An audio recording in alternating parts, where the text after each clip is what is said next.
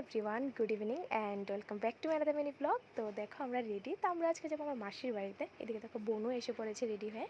তো আমরা এখন দাঁড়িয়ে আছি মায়ের জন্য, আর রিন্টিতে আমাদের বাড়িতে আসবে। মার মানে মনসা মায়ের ফটোটা নিয়ে যাবে আর কি।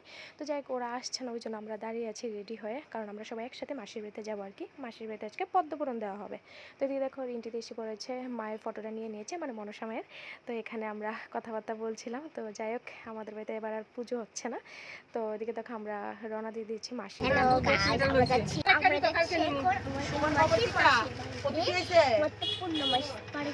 এখন আমিও যাচ্ছি।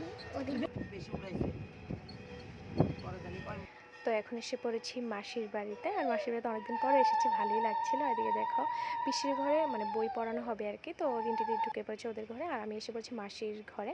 তো অনেকদিন পরে মাসির বাড়িতে এসেছি, খুবই ভালো লাগছে। আবার এসে পড়েছি পিসির ঘরের সামনে, মানে বারান্দার সামনে। তো এখানে দেখো পিসি ভোগ রেডি করছে, আর এদিকে দেখো রিন্টি দিদি আর নন্দিতা বৌদি বসে পড়েছে সবজি কাটার জন্য।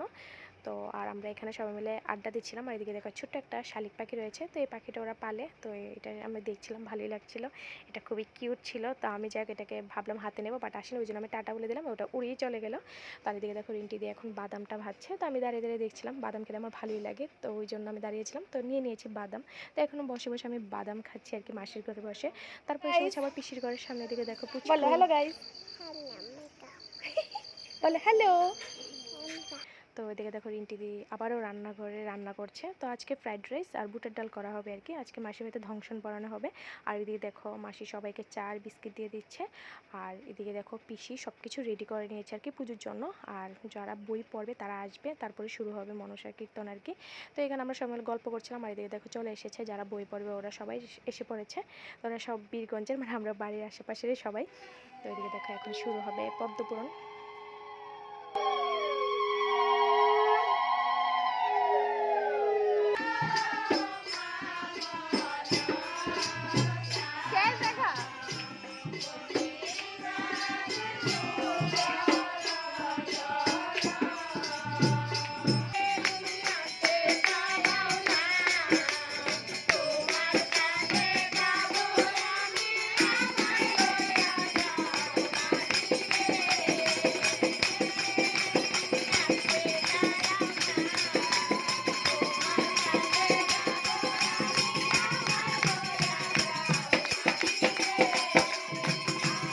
এদিকে আমি এসে পড়ছি রান্নাঘরে, পদ্মপুরণ চলছে, রাত হয়েছে, আমার খিদে পেয়েছে। তো আমি এসে পড়ছি খাবার খেতে। তারপর খাবার খেয়ে এসে দেখি এখানে চলছে টি ব্রেক আর কি। তো যাক এখন সবাই চা খাচ্ছে, তো আমি বসে বসে দেখছিলাম। তো ভালোই লাগছিল, সবাই এখানে গল্প করছে, চা খাচ্ছে, যেটা দেখে আমার খুবই ভালো লাগছিলো।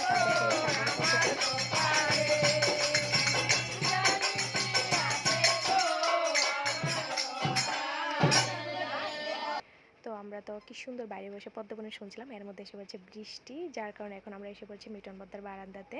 তো আমরা যারা বাইরে বসে পদ্মপুরণ শুনছিলাম আর কি, তো আমরা সবাই এখন এসে পড়ছি মিটন বদ্দার বারান্দাতে। কি আর করবো, বৃষ্টি হচ্ছে বাইরে। এদিকে দেখো এখন সবাই বসে বসে খাবার খেতে, কারণ অনেকটা রাত হয়েছে, এখন না খেলে পরে খেলে যদি অসুবিধা হয়। তো এদিকে দেখো আমরা মানে কথা বলছিলাম আর ওরা খাবার খাচ্ছিল। তারপর আমরা এসে পড়ছি রুমে, মানে মাসির রুমে আর কি। এখন বাজে প্রায় 1:30টার উপরে মনে হয়। তো আমি মোবাইলটা চেক করছিলাম কটা বাজে, দেখলাম 1:30টার উপরে বাজে, 1:45 বাজে।